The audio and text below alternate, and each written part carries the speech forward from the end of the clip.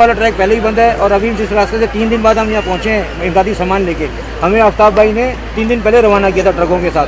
तो सर हम 2 दिन नवाबशाह में, और खास तौर पे पुलिस के लिए मैं कहूँगा सर कि किसी मुल्क में जब कोई बहरान आता है, कोई मसला होता है, आफत आती है, वहाँ की जो इदारे होते हैं वो सपोर्ट करते हैं, सरगर्म हो जाते हैं। इमदादी सामान के लिए लोगों को जो है वो देख रहे हैं और आफ्ताब भाई साथ खड़े हैं। सामान आया है वो एक घर में बंदा रख रहा है, लोग मर रहे हैं, तड़प रहे हैं।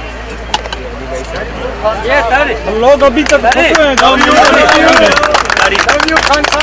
आज से मैंने 20 साल खान साहब को अपनी पोलिंग पे वोट किया था।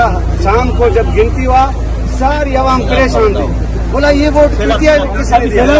अभी सैलाब ये है, ये दरिया सिंध हमारे साथ ही गुजरता है, वहाँ पे सेम निकलता है।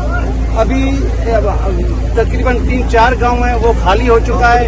अभी कोई भी बंदा मेरे साथ चले, मैं विजिट कराऊंगा।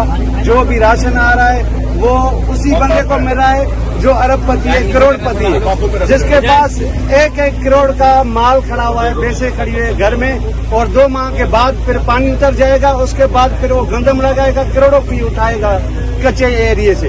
और हम पक्के एरिए में खान साहब हम तबाह हो गए, बर्बाद हो गए, कुछ भी नहीं है हमारे पास खाने के लिए।